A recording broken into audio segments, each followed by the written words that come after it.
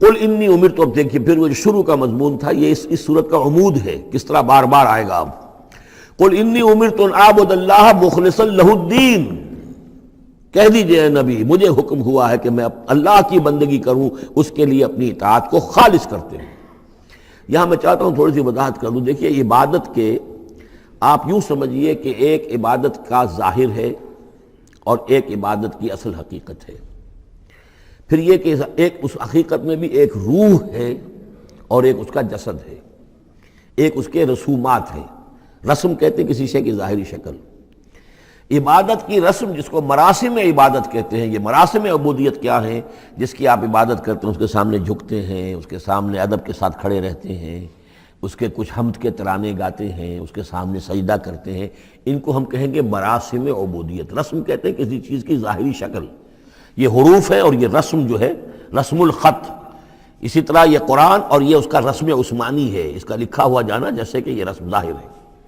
تو ایک تو یہ چیزیں ہیں عبادت جسے دنیا میں سمجھا جاتا ہے عبادت، یہ مراسم عبودیت ہے. اصل عبادت جو ہے اس کا بھی ایک جسد ہے اور ایک روح ہے. جسد کیا ہے؟ اطاعت، جس کی عبادت ہے کلی اطاعت، ہمہ اطاعت، ہمہ وقت اطاعت. غلامی، عبد کے معنی ہے غلام. چنانچہ یہ دو لفظ دو دفعہ ہم پڑھ چکے ہیں کہ فرعون نے کہا تھا بنی اسرائیل کے بارے میں قومہما لنا عابدون، یہ جو ہارون اور موسیٰ کی قوم ہے وہ تو ہماری غلام قوم ہے.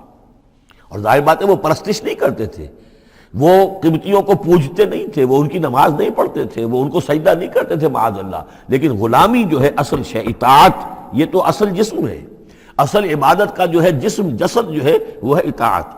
لیکن جو چیز اس اطاعت کو غلامی سے آگے بڑھ کر عبادت بنا دیتی ہے وہ اس کی روح ہے، روح محبت. جس ہستی کی اطاعت محبت کے ساتھ کی جائے گی وہ عبادت ہو جائے گی. ایک جبراً اطاعت کی جا رہی ہے. اب جیسے کہ انگریز کی ہم اطاعت کرنے پر مجبور تھے، ہم اطاعت کر رہے تھے، عبادت نہیں کر رہے تھے لیکن اطاعت کر رہے تھے. لیکن کسی کی محبت کے جذبے سے سرشار ہو کر اطاعت کی جائے گی تو وہ عبادت بن جائے گی. تو اللہ کی عبادت کے لیے جو بھی ڈیفینیشن اس کی امام ابن تیمیہ اور حافظ ابن قیم استاد اور شاگرد دونوں کی ہے وہ یہ ہے کہ اس کے دو اجزاء ہیں. العبادت تجمع اصلین، غایت الحب مع غایت الذل والخضوع، کہ دو چیزوں کو جمع کرنے سے اللہ کی عبادت جو ہے وجود میں آتی ہے. حد درجے کی محبت اللہ کے ساتھ اور حد درجے میں اللہ کے سامنے اپنے آپ کو بچھا دینا، مطیع اور منقاد ہو جانا. اچھا یہ تو ہے اصل عبادت. لیکن اس کے لیے جو رسم ہے وہ کیا ہے؟